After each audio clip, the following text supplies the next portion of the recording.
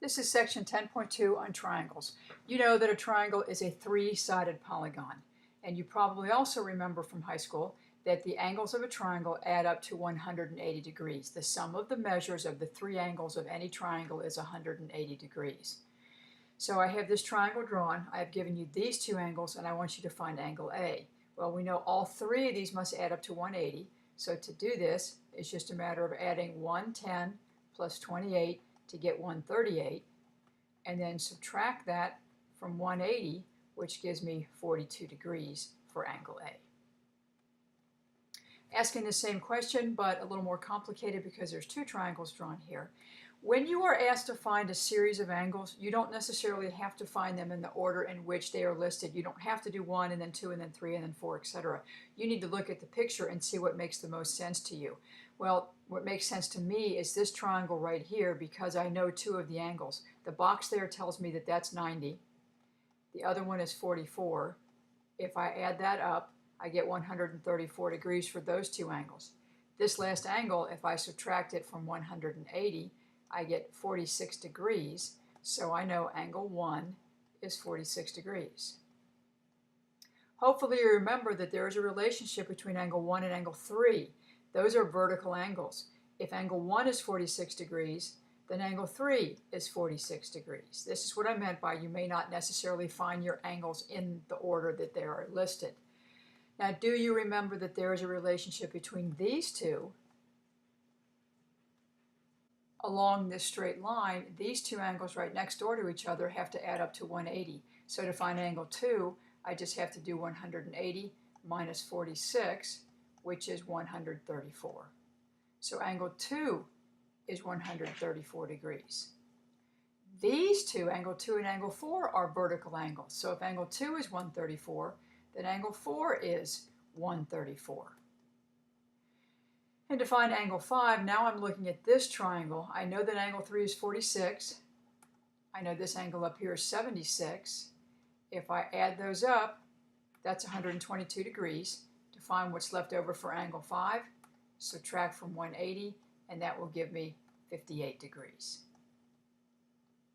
Triangles can be classified either by their angles or by their sides. So an acute triangle is a triangle that has all acute angles. Remember, acute angles are small angles, angles that are less than 90 degrees. So each of these angles would have to be less than 90 degrees. A right triangle has one angle measures 90. Of course, it can't have multiple angles measure 90. One angle measures 90 degrees. The obtuse triangle, remember obtuse is the big angle. Obtuse has one angle that measures more than 90 degrees. So acute, right, and obtuse are all classifications by angles. We can also classify triangles by sides.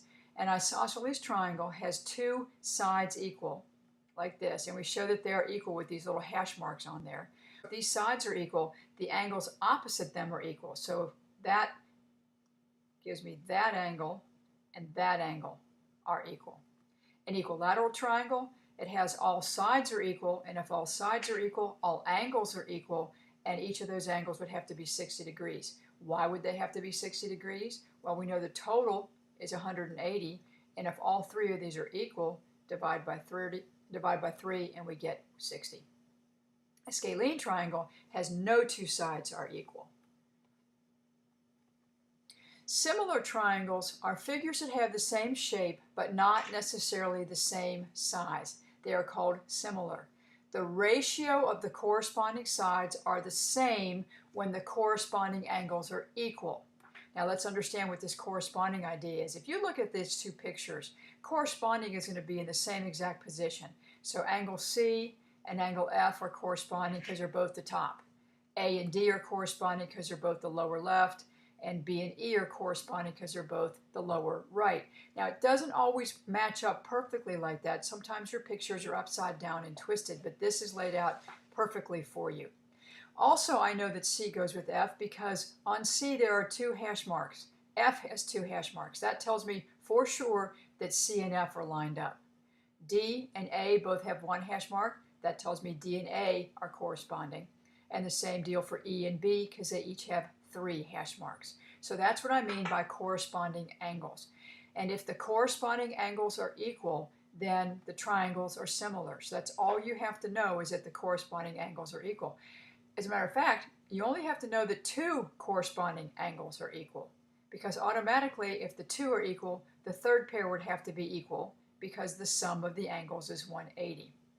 So now that we have these corresponding angles equal, then we know the corresponding sides are proportional. So what that means is, if I could pretend to pick this one up and lay it right on top of this, then the 4 would land on the 8, the 3 would land on the 6, and the 2 would land on the 4. Those are proportional because all of those reduce to the fraction 1/2. So that's what's going on with similar triangles. We have corresponding angles equal, and we have corresponding sides proportional. Sometimes it helps to write out the triangle similarities, like this. Triangle ABC is similar. The symbol for similar is one little squiggly, is similar to triangle DEF. Order matters. Now, the fact that I wrote this as ABC doesn't matter. I could have put this in any order I wanted. I just happened to put it in alphabetical order, ABC. I could have called it CAB. I have to make sure that this next triangle matches up. Remember, I mentioned that angle A corresponds to angle D because they each have one hash mark. That's why D has to be in this position. Angle B has 3 hash marks. Over here, angle E has 3 hash marks. And angle F must go with C because that's all that's left, but also because they each have 2 hash marks. Now, furthermore, I can take this triangle similarity statement and break it into the proportions. What I did a minute ago with proportions was just say physically, let's pick this one up and land it on this. Well, sometimes you can do it without even looking at the picture if you will look at these letters. So look at how this matches up. AB are the first 2 letters. I put them over the first 2 letters. Then the next says BC, which is the second and third letters, must be proportional to the second and third letters there, EF. AC is the first and third, DF is the first and third. Sometimes you're going to be able to just look at the picture and know which side matches with which side. Sometimes the pictures are twisted and upside down, and this is where writing out the triangle similarity statement is helpful, and then it's very helpful sometimes to write out these proportions with letters. So here's a picture that's twisted and upside down, and I want to see if I can figure out X. Well, the only way I could figure out X is if I somehow knew that these 2 triangles here are similar. Remember, from this screen here, it says that if 2 corresponding angles of the triangle are equal, then the triangles are similar. So if I can look at this picture and come up with 2 angles that are equal, then I know for sure that these 2 triangles are similar. Well, here's a gift. Those 2 are equal. That's one pair of angles that are equal. Do you see another pair of angles that are equal? Hopefully you do. This angle and this angle are equal because these are vertical angles. There's our 2 pair of angles. Therefore, I know for sure that this triangle ACD is similar to a triangle over here. Not sure of the order of the letters yet, but I do know that the 2 triangles are similar. Well, one way to figure out how it works is I'm going to dislodge this right here, and I'm going to take it and I'm going to flip it. And when I flip it and I bring it over here, you can see that's where the 2 right angles lined up. That lined up there, that's the vertical angles, and this is the other angle. Now I'm going to get rid of that one and pull this one in, which also has the measurements of the sides. So what I have here, it's upside down, but can you see 12 is landing on 36? So 12 is landing on 36. And now remember, that's not a 9, that was a 6 that got flipped upside down. And here's the proportion I have to set up and solve. 12 over 36 equals 6 over x. When you have a fraction equal to a fraction, you may cross multiply to solve. So 12 times x equals 216. Divide by 12, and x is 18. Incidentally, if you don't have a calculator, you could reduce 12 over 36 to be 1/3 equals 6 over x, and then there's a little bit less work in your cross multiplying. Now, are you going to be able to grab hold of a triangle and flip it upside down and figure out what's what? Probably not. So we need to look at this from the standpoint of how are you going to know what lines with what? Well, this is where writing out the triangle similarity statement can be helpful. So I'm going to take this triangle and I'm going to write it in alphabetical order. Like I said, the very first one you can put in any order you want.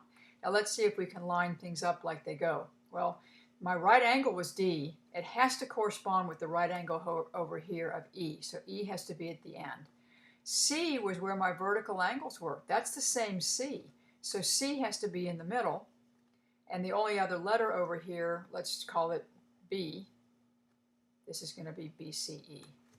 And then our proportions in letters would be AC, which are my first two letters, over BC, which are my first two letters, must equal CD, which is the last two letters, over CE, which is the last two letters, and then AD over BE. And some of you might be saying, why are you doing all of that? I'm showing you this if you are unable in your head to flip things around and see what lands on what. This little method will always work. And then we could go back and fill in numbers. AC we didn't know, BC we didn't know, but we didn't need that one. CD is 36, CE is 12, AD is X, and BE is 6. And there is the same proportion we just used. Now I happen to have written it upside down before, but these are the same proportions. So if you are able in your head to see how things flip and twist around and get the numbers lined up, that's great. If not, then go ahead and write out the similar triangles.